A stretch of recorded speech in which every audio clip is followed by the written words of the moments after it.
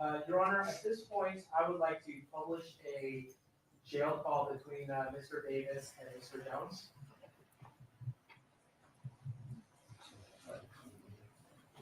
In order to protect Mr. Jones' privacy, and just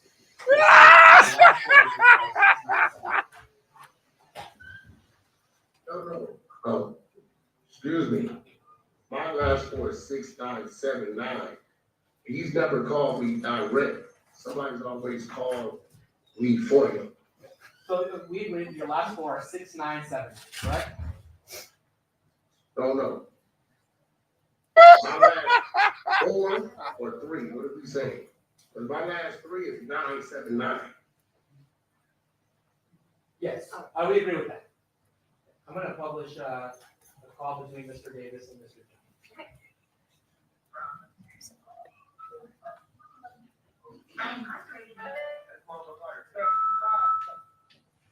What up, man?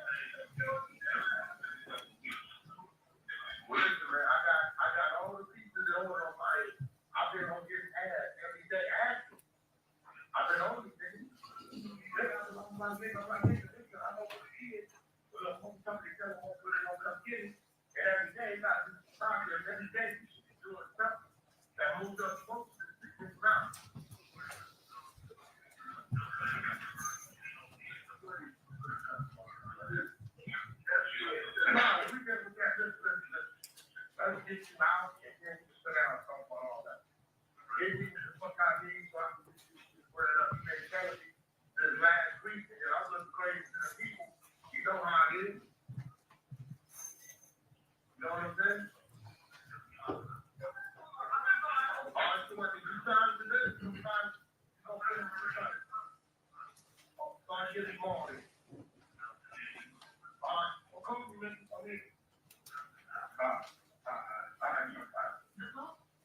So, Your Honor, I understand Mr. Davis is part of that conversation, is part of the hearing, so I can provide a copy to the court wants to hear, but particularly the last end, they're talking about whether or not Mr. Davis has signed the contract, and Mr. Davis confirms that he has signed the contract. I would also be happy to provide a list of all of your exhibits to the. Yes, sir. Sign the contract before you even, raided my house, all that stuff. Right now. Okay. State has another exhibit to play, Are there but, any questions you want to ask? but nothing for, Mr. Davis. Okay, anything further for Mr. Jones? No. Mr. Arnold, any questions you want to ask Mr. Jones? Yes. Okay. Mr. Jones, do you remember the conversation that you had with, Mr. Davis by jail phone? Yes, I do. And can you tell us in regards to the conversation, generally, what were you all discussing? Well, the Bob was having a troubling time getting a hold of the wife. And unless they had a home he can go to for house arrest, they wasn't moving. I also had, discussed with DVD that in fact he'll get read his book, right? And that upon him coming home, if he comes home, we can go over his book and some things that could be done and we'll do those things. At the time, everybody has to realize is that I wasn't given any instructions on, I couldn't have an open conversation with him. Open conversation is open conversation. Something that hasn't been done is something that hasn't been done. Okay.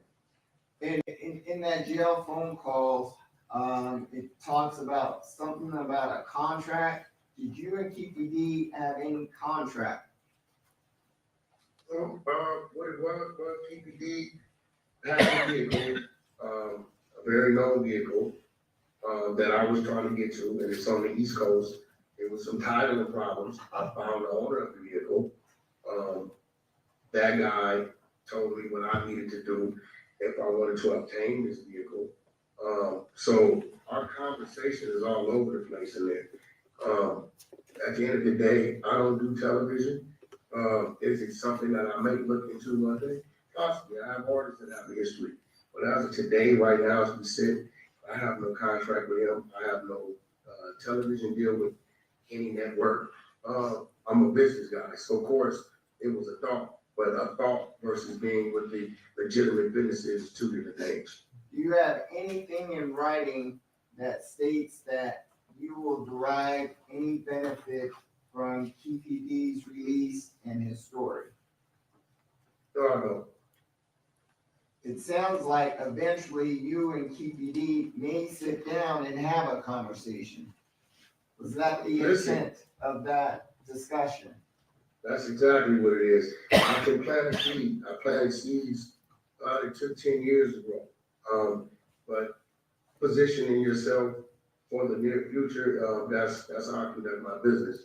What it is today, there's no business today. Right. And then in regards to the conversation that you had with Vlad, who's Vlad?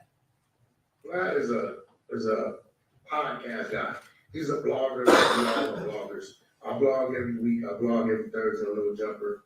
And it's a shame that the world takes what we blog about as if it's real. Like it's things that about me on the internet, down to fights that's not me fighting, and they say it's me. So, at the end of the day, it's astounding to me that I'm allowed to be admitted in court when it's just that, it's just entertainment. Well, I think Playing a role.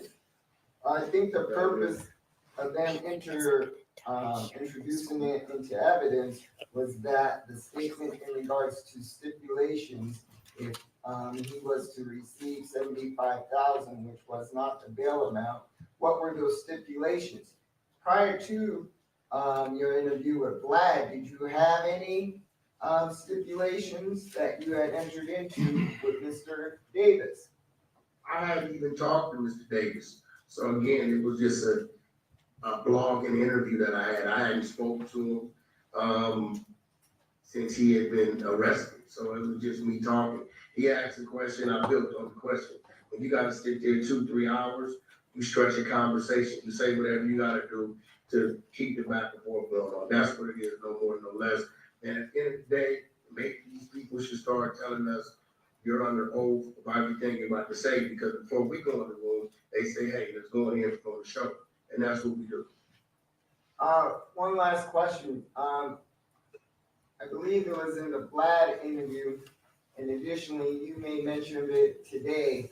Did you become aware of Mr. Davis signing, some life, rights away in regards to his story? Individuals told me this. I don't know if it's true or not. Somebody had told me, I guess, where we get the book with. I believe the book's been published for, I don't know, 3 to 5 years. I couldn't tell you. I had anything to do with it, but they had told me maybe whoever had something to do with the book had something to do with it. I don't know. I haven't really looked into it. So you haven't seen any documentation in regards to Mr. Davis signing his life rights away, but you were made aware of that prior to going ahead and giving up this bail money. Is that correct? That's correct. And again, you're giving up this bail money in a hope that maybe you can have a sit-down conversation with him and discuss a series or something like this. When it's all said and done, because the outcome of the situation is really what's going to dictate. You know what I mean? I believe Mr. Davis is innocent, but if the outcome of the situation shows something any different, and then he's confined, and he is guilty of what they say he's guilty of, then it changes the whole scenario. But if the man is innocent, then why not? And at that point in time, there's no stipulations on it. And so when you say the outcome of the situation, if you had any deal with Mr. Davis, this would be a deal that would be done after the completion of the trial. But it would have to be. It couldn't go no other way. Couldn't go any other way, because if he's guilty, then it's like he's gonna be looked upon a certain way. If he's innocent, as I think he is, as I know him to be, understanding the case, and he'll be looked at a total different way. And then, yeah, he deserves the right to have somebody that will do some business with him. I have no further questions, Your Honor. Anything further, Steve? Mr. Shelton, I'm just really confused. What is this contract for? Obviously, there's a contract that you guys are talking about. Obviously, there's a contract based not only on your Vlad interview, but based on the jail call. So what is the contract for? What contract are you referring to? The contract that you're talking to him about. 2 or 3 months ago, I hadn't even spoken to Mr. Davis. Okay, so what is the contract that you and Mr. Davis are talking about? What's it for? The possibility of, upon his completion of trial, right? And yeah, we could talk about doing some television or doing something like that, but as of right now, there's no business, there's no nothing. Hopefully, I'm going to be guilty. I'm innocent. I don't want to be guilty. I mean, the people that we know that committed this crime are no longer with us. I come from that. So, at the end of the day, I just think he has a better shot of presenting himself, walking to the courtroom in a suit and tie and being healthy. The man has cancer, 60 years old, cancer, and I know this to be true. So that's just really my disposition. If he was come out innocent, like everybody else that has came out innocent and did something after the fact, so be it. At that point in time, he's not under any stipulations, nor would I be. But at this present time, I guess you could say, maybe I got faith in this thing. I got faith in the man. I've been in these courtrooms before, bailing out other people. It's not the first time I posted bail for somebody out of Nevada court or California court. All right. Nothing further. State, did you, or Mr. Arnold, is there anything else you wanted to present? Nothing further, Your Honor. Mr. Jones, you can, if you want, you can stay on and see what happens, but you're not under oath anymore. You don't need to answer any more questions.